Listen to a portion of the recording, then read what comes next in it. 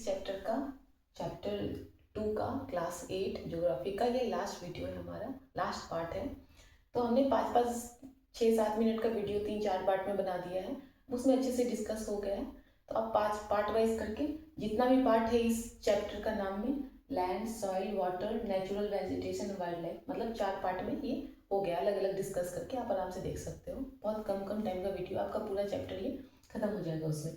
चाहे आप क्लास के हो या कोई भी कंपटीशन का तैयारी कर रहे हो, इसमें हो जाएगा। बहुत अच्छे से डिस्कशन हो गया। फिर भी कुछ डाउट है तो आप कमेंट करके पूछ सकते हो। टिया स्टडी विद टिया के चैनल में प्ले लिस्ट ज्योग्राफी में आप जाके देख सकते हो।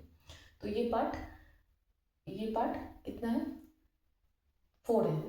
तो इसमें हम देखेंगे natural vegetation and wild life क्या होता है। तो सबसे पहले ये है कि ये जो कोई भी वाइल्ड लाइफ या नेचुरल वेजिटेशन वहाँ रहते हैं जहाँ पे लैंड, वाटर और एयर, मतलब तीनों कंबाइन मिक्स हो, जिसे हम क्या बोलते हैं? बायोस्फीयर। लैंड को लिथोस्फीयर बोलते हैं, पानी को हाइड्रोस्फीयर और एयर को एटमॉस्फेयर। जहाँ ये तीनों मिक्स हो वहाँ लाइफ सर्वाइव करता है।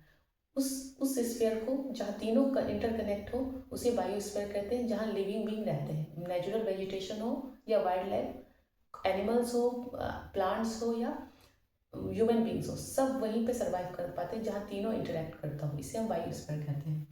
अब ये तीनों मिल करके एक इकोसिस्टम बनाते हैं। मतलब जो भी चीज़ है, जितने भी लिविंग बीइंग है, वो एक दूसरे पर डिपेंड होते हैं और एक दूसरे से कनेक्टेड होते हैं। जैसे पेड़ पौधा ऑक्सीजन छोड़ता है तो हम लेते हैं, हम कार्बन डाइऑक्साइड छोड़ते हैं तो पेड़ पौधा लेते हैं। जानवर पेड़ पौधे पर डिपेंड होते हैं। उसका क्लियरेंस के लिए बर्ड जो वॉल्चर होता है वो क्लियर करते हैं जो भी चीज़ मर जाता है। अगर वो क्लियर नहीं करेंगे तो बहुत तरीके का बीमारी हो सकता है और इंसान सर्वाइव नहीं कर पाएगा। तो हम लोग एक दूसरे से कनेक्टेड हैं एक सही जीवन जीने के लिए। तो इस सिस्टम को पार्ट मिला करके सिस्टम बनता है। तो ये इको सिस्टम होता है और इसे बैलेंस करना बहुत जरूरी है। इस वजह से हम ये चीज़ को पढ़ रहे हैं, ताकि इसको समझ के हम इसे कंजर्व कर पाए। क्योंकि जहाँ हम रहते हैं उसको सही करना, उसको ठीक से रखना हमारी जिम्मेवारी है। तो पृथ्वी भी हमारा घर है और यहाँ पे जो भी सिस्टम है इसको कंजर्व करके रखना भी हमारा कर्तव्य है। तो हम इसलिए इसे अवेयरनेस के पॉइंट ऑफ व्यू से देखेंगे क्यों जरूरी है, इसलिए हमें पढ़ाया जाता है। तो वही चीज़ है। A system in which living being interconnected and interdependent on each other for their survival is called ecosystem. Ecosystem बात खत्म। वाइल्ड लाइफ क्या होता है? वाइल्ड लाइफ में क्या आ सकता है? एनिमल्स, बर्ड, इंसेक्ट और एक्वाटिक लाइफ, जो पानी में जो जीव जंतु रहते हैं वो भी आते हैं, वो भी एक सिस्टम बनाते हैं। फिर होता है डिस्ट्रीब्यूशन। अब जो ये वाइल्ड लाइफ और वेजिटेशन, नेचुरल वेजिटेशन का जो डिस्ट्रीब्यूशन है पृथ्वी पर, वो अलग अलग जगह है। क्यों अलग अलग जगह है? क्योंकि यहाँ का जो सरफेस है, जो हमने पिछले क्लास में पढ़ा है, अल्टीट्यूड, कहीं पहाड़ है, कहीं प्लेन है, कहीं प्लेट्यू है, और क्लाइमेट भी अलग अलग है। Tropical region, temperate region, polar region, अलग अलग। तो इस तरीके से अलग अलग जीव अलग अलग क्लाइमेट में सर्वाइव करते हैं। तो इसी तरह बहुत तरीके के फॉरेस्ट होते हैं। ट्रॉपिकल फॉरेस्ट होते हैं, डेसिडियस फॉरेस्ट होते हैं, टाइगा होता है, टुंड्रा होता है, बहुत तरीके के फॉरेस्ट हैं अलग अलग क्लाइमेट और टोपोग्राफी के हिसाब से। तो उस तरीके से डिस्ट्रीब्यूशन होता है हमारा वेजिटेशन और वाइल्ड लाइफ एनिमल्स का। अब देखो, जैसे जैसे पॉपुलेशन बढ़ रहा है पृथ्वी पर, जैसे जैसे लोग बढ़ रहे हैं और लोग ग्रीड बढ़ रहा है, मतलब जितना एक डिज़ायर पैदा करे, नीड नहीं, डिज़ायर। नीड मतलब होता है जितना ज़रूरत हो, डिज़ायर मतलब होता है मन की बात। मन कभी नहीं बढ़ता। तो जैसे जैसे लोग का पॉपुलेशन बढ़ रहा है, डिज़ायर बढ़ रहा है, वैसे वैसे फॉरेस्ट क्या हो रहा है? कम होते जा रहा है। फॉरेस्ट कम होगा तो जो इकोसिस्टम है वो अनबैलेंस हो जाएगा और जीवन बहुत दिन तक पृथ्वी पर सर्वाइव नहीं कर पाएगा। और सर्वाइव किया भी तो बहुत तरीके की बीमारी हो जाएंगे, वो सर्वाइव ना करने के बराबर हो। तो ये होता है। तो इसे हमें कंजर्व करना है। तो अब कंजर्व करने के लिए हम देखेंगे प्रॉब्लम कहाँ कहाँ है। तो प्रॉब्लम है डिफॉरेस्टेशन। डिफॉरेस्टेशन है तो हमें एफॉरेस्टेशन करना चाहिए।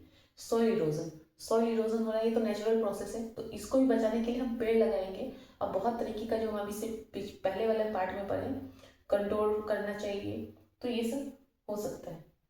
फिर है कंस्ट्रक्शन एक्टिविटी। हम लोग बहुत ज़्यादा कंस्ट्रक्शन कर रहे हैं, इसको भी रिड्यूस कर सकते हैं। फिर फॉरेस्ट फायर, ये तो नेचुरल प्रोसेस है, पर इससे भी अपने हम जितना भी टेक्नोलॉजी है इससे भी कम किया जा सकता है, इससे या इससे बचा जा सकता है। फॉरेस्ट फायर तो नेचुरल चीज़ है।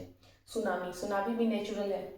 और पर पोचिंग, पोचिंग मतलब होता है कि पर्टिकुलर स्पीसीज का, मतलब कोई पर्टिकुलर स्पीसीज का उसके पार्ट का, उसके बॉडी के पार्ट का, एनिमल के पार्ट का खरीद बिक्री करना। अब खरीद बिक्री की उसे पैसा मिलेगा तो लोग बहुत ज़्यादा करेंगे। उस तरीके से कुछ एनिमल क्या होते हैं, एक्सटिंक्ट हो जाते हैं, वो खत्म होने के कगार पे हो जाते हैं।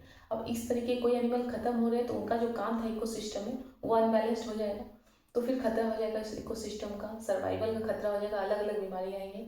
तो पोचिंग होता है कि खरीद बिक्री कोई एनिमल के पार्ट का।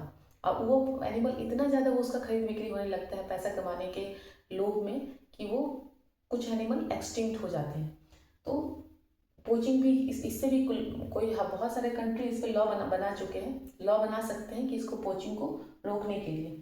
तो इस तरीके से कंजर्व किया जा सकता है। फिर दूसरा है कि नेशनल पार्क बन सकता है। नेशनल पार्क जो भी एक्सटिंक्ट हो रहे हैं, जो जानवर खत्म हो चुके हैं, उन्हें कंजर्व करने के लिए। वाइल्ड लाइफ सेंचुरी बन सकता है। बायोस्फीयर रिजर्व बनता है हमारे कंट्री में। फिर lake, wetland, wetland Ramsar site, wetland में भी बहुत, वेटलैंड इसलिए क्योंकि एक्वाटिक एनिमल भी आते हैं वाइल्ड लाइफ में, तो उसको भी प्रोटेक्ट करना हमारी जिम्मेवारी है। फिर जैसे लोगों को अवेयर करना चाहिए कि लोग इस सब को ज़्यादा यूज, मतलब उन्हें पता नहीं होता है कि अगर हम ये चीज़ का बहुत ज़्यादा यूज करेंगे तो क्या हो सकता है पृथ्वी पे, तो उन्हें अवेयर करना हमें बहुत ज़रूरी है। वो लोग अनजान में ही गलती कर रहे हैं।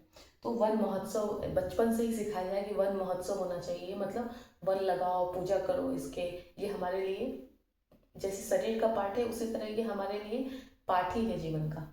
तो वन महोत्सव लोगों को अवेयर कराओ। फिर एक इंटरनेशनल कंजर्वेशन है, CITES, conservation of international trade off endangered species of flora and fauna. मतलब इससे एक इंटरनेशनल ग्रुप बनाया गया, मिलकर के लोग बनाया है कि जो भी ट्रेड होता है फ्लोरा और फौना का उसे रोका जाए। तो ये CITES है। इसमें से अगर किसी में डाउट होगा तो मैं इसे एक अलग वीडियो में एक्सप्लेन कर दूंगी, पूछ सकते हो। नहीं तो ये सब कंजर्वेशन है, ये सब इसके अंदर में आता है जो आपके NCERT में लिखा हुआ है। तो ये सब था, ये चैप्टर इसमें खत्म हो जाता है। हमने पढ़ा land, soil, water, natural vegetation और wildlife sanctuary, wildlife resources, ठीक है, नेचुरल वेजिटेशन, वाइल्ड लाइफ। तो ये सब में किसी में भी डाउट हो तो कमेंट में पूछ सकते हो। तो ये था, ये पूरा चैप्टर, पूरा जो था क्लास 8 का चैप्टर 2 वो खत्म हो गया। ये अगर 4 वीडियो का 5-5 मिनट का होगा तो 20 मिनट में ख़त्म हो गया। तो इसे स्पीड में करके देख लो, आराम से ये चैप्टर खत्म हो जाएगा। Thank you.